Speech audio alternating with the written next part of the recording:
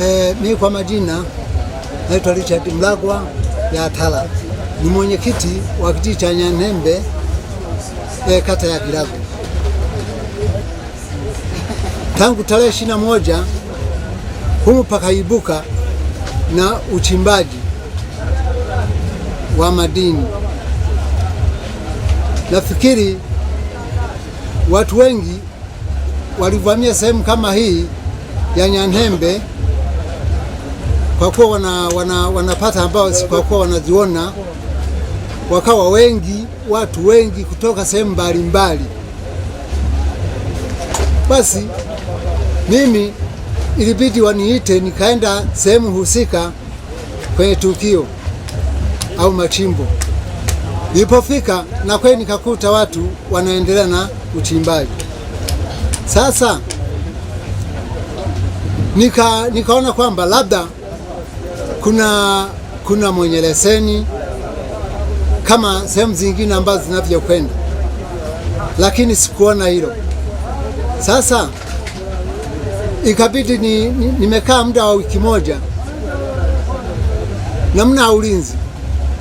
namna ulinzi watu kutoka sehemu mbalimbali wenye yani kabila mbalimbali zinakutana hapa kiutafutaji.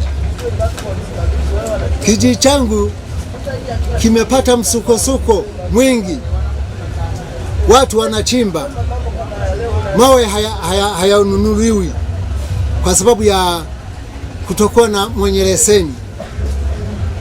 Sasa hapo serikali sijui inafikiriaje, na hapa Nyanhembe kwa kweli ulinzi haupo. Ina maana ulinzi tunatumia ulinzi kama vile wa jadi, kwa jina jingine sungusungu, na hao wanalinda tu, hawana silaha yoyote ya kuweza kuwakimu watu wao wote kutoka sehemu mbalimbali. Kwa hiyo ndugu waandishi wa habari, naomba serikali hii na hata mimi nafahamu kabisa kwamba inajali watu. Kwa nini huu mgodi au huu mgodi wa Nyanhembe haushughulikiwi? Watu sasa hivi nakoswa majibu nakoswa, naulizwa mwenyekiti, vipi, lini tutapata hela? Nakoswa majibu. Sasa hapa serikali naomba inisaidie. Kwani kama leo sikukuu, watu hawana hela ya kuweza kujikimu, wana miji, wana watoto, lakini walikuwa wanategemea kwamba watapata hela ya kujikimu, lakini mpaka sasa hakuna hela. Serikali naiomba inipatie uvumbuzi wote, ikiwezekana leo hii wapatikane. Ulinzi hapa nashinda na kesha naamshwa na watu. Kwa majina naitwa Lucas Mayunga, ni mkazi wa kijiji hiki cha Nyanhembe kata ya Kilago wilaya ya Kahama.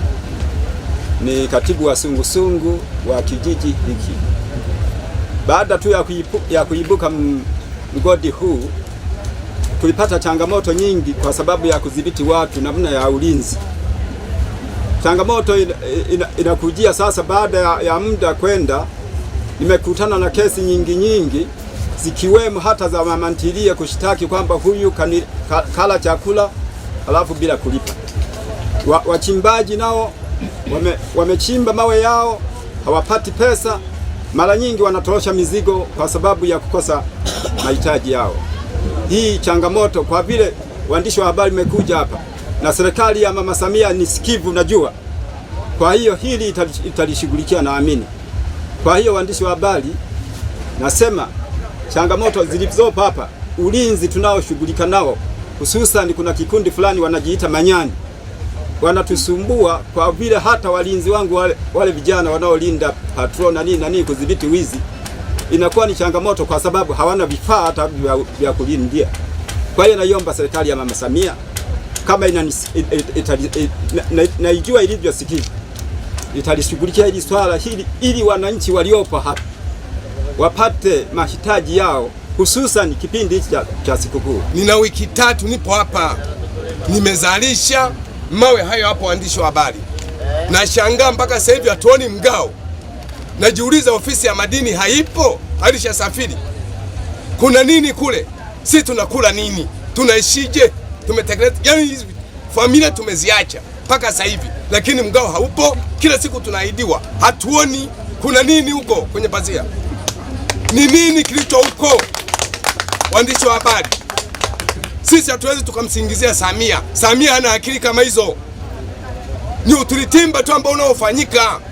Kwa jina naitwa Rahma Juma Kazungu, mkazi wa Nyanembe na ni mama ntilie wa mgodi wa Nyanembe. Changamoto ya mgodi huu ni mgao, na changamoto nyingine ya pili pia kwa wafanyabiashara sisi wana mama ntilie ni biashara inavyoenda taratibu sana kulingana na mgao kukosekana. Madam mgao ungepatikana, pesa ingepatikana.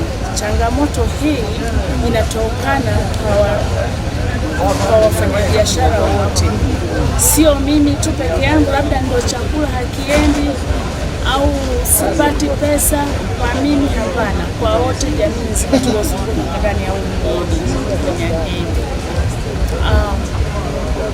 Pia wanaofanya kazi wachimbaji wana changamoto kubwa, kwa sababu unakuta mchimbaji anafanya kazi anakoswa pesa ile ya kuja kujikimu kushiba, ale atoe wapi pesa ya kula, anakoswa, anaishia kuja tu kufanya mama ntilie, naomba unikopeshe chakula nitaleta pesa, kisha mkopesha tu kumuoni tena. Kwa majina naitwa Milka Samuel, napatikana hapa Nyanembe. Mimi ni mfanyabiashara Nikota na pia najihusisha katika kununua fero pamoja na mawe. Kwa kiasi kikubwa, nia yetu kubwa sisi tunaomba serikali iangalie hapa kwa jicho. Pesa zetu ziko hapa, kwa hiyo muda mwingi tunakuja hapa kila siku, kwanza tunachoma nauli zetu, lakini pia pesa iko hapa. Kwa hiyo tunajikuta tunakuja kila siku, kwa hiyo zile hela mgao haufanyiki. Kwa hiyo tunajikuta tunaumia sisi kama wafanyabiashara. Unaona? Kwa hiyo tunaomba serikali iangalie hili jambo. Jina letu ni Makiwacha. Mama, tunakuomba kwenye serikali yako, sisi kama wanawake wenzima tunateseka huku tulipo. Watoto wanahitajika kwenda shule, lakini biashara hakuna, vyakula tunamwaga kila leo. Tulikuwa tunaomba kama mama yetu tusaidie, kwa sababu tunapokuwa na mgao huku hata sisi tutapata riziki, lakini kama hakuna mgao hatuwezi kupata riziki. Tunakuomba hata sekta za madini, angalieni sisi tuliokuwepo chini tunateseka. Leo umepika chakula kilo 5 zimebaki, kesho nyumbani wanakula nini? Kesho nyumbani watafanya nini? Watoto wanahitajika kwenda shule, tunapeleka ada na nini? Mama, tusikilize kilio chetu, tunakuomba mama yetu, wewe ni mwanamke mwenzetu, tunaomba ingilia kati hili swala ili tuweze kufanikisha na sisi malengo yetu. Naitwa Happiness Sefu kutokea mgodi wa Nyanembe. Kero za sisi mama ntilie kutokana na mgodi wetu wa Nyanembe, jamani, zinatumiza sana. Kwa upande mwingine kwa wachimbaji, maana unakuta mchimbaji wakati wa kwanza alikuwa ni mteja wako, maana anapambana kutafuta pesa kukizi mahitaji yake, lakini kwa baadaye unakuta anafeli kutokana na changamoto za huu mgodi wetu. Sawa, hali yenyewe tunaiona, wachimbaji hawajapata mgao, mtu hana hela anakuja kulalamika, dada naomba nikopeshe chakula. Mpaka sisi mama ntilie tunafika hatua tunakosa mitaji, tunaenda kubebwa